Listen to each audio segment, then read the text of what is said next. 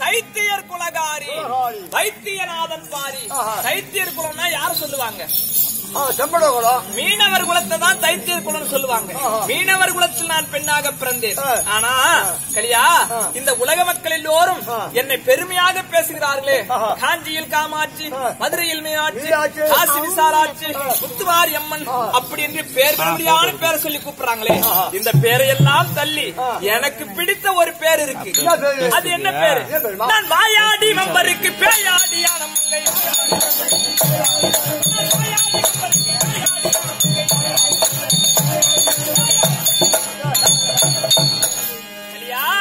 நான் ஒரு வாயாடி. சத்தியமா என் புருஷனுக்கு அடங்கவே மாட்டேன். என் புருஷனுக்கு அடங்க மாட்டேன். அடங்கவே மாட்டேன். ஆமா. நான் ஒரு வாயாடி, அவர் ஒரு வாதிக்காரர். இருவர் ரெண்டு பேர்களும் அனுதினமும் சண்டையிடுவதுதான் வழக்கம். ஆனா இப்படி எல்லாம் அவரோடு சண்டையிட்டு என்னுடைய குடும்ப வாழ்க்கையை நடத்தி வந்தாலும், ஆனா ஒரே ஒரு பிள்ளையை பெற்றிருக்கிறேனே. கோயில் பூசாலிக்க பெற்றேன்.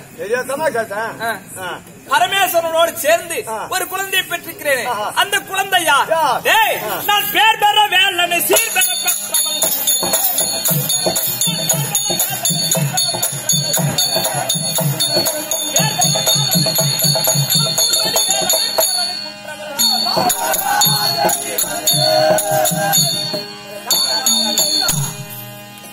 என்னுடைய மூன்றாவது ஜென்மம் இமாச்சலத்தை ஆண்டோர்மடியான பர்வதராஜனுக்கும் மேனையன்றம்மனுக்கும் பார்வதியாக பிறந்தேன்.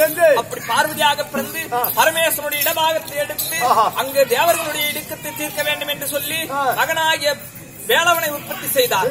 அப்படி வேளவனுக்கு என் சக்தி எல்லாம் ஒன்றாக சேர்த்து சக்தி வடி வேலை கையில் பரிசாக கொடுத்தேன். அது மட்டும் இல்லடா, வண்ணார வீட்டுல பொண்ணா பிறந்திருக்கேன் நானு.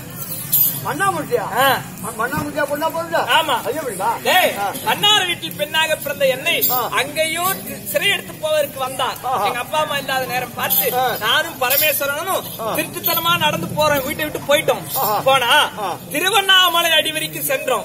ஆனா இரவு நேரம் ஆகிவிட்டது. பரமேசா, இதற்கு மேல் என்னால் நடக்க இயலாது, சற்று அமர்ந்திருந்து போகலாம் அப்படின்னு சொல்லி கீழே உட்கார்ந்தோம்.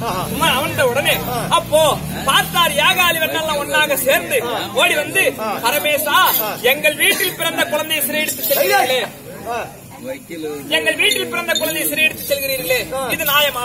ஆனா மும்மூர்த்தி தெய்வங்களிலே நீங்கள் முதல் தெய்வம். நீங்கள் சிறையெடுத்து செல்வது உண்மையாக இருந்தால், எங்கள் வீட்டு பிள்ளை சிறையெடுத்து போவது உண்மையாக இருந்தால், இந்த வண்ணாரர்களுடைய பேர் விளங்கும்படியாக எங்களுக்கு ஒரு வரம் கொடுத்துட்டு போங்க அப்படின்னு சொல்லி கேட்டாங்க. கேட்ட உடனே அப்பொழுது பரமேஸ்வரன் பார்த்தா, எப்பா, உங்களுடைய பேர் விளங்க வேண்டுமே, ஆனால் இது நாள் வரைக்கும் இந்த ஊருக்கு பேர் திரு அண்ணாமலை. ஆமா, எப்பொழுது வண்ணார வீட்டில் பிறந்த குழந்தை நான் சிறையெடுத்து செல்கிறேனோ, இதற்கு மேல் வண்ணாரர்களுடைய பேர் விளங்க திரு அண்ணாமலை இருந்து ஊரு பேர திரு வண்ணாமலை.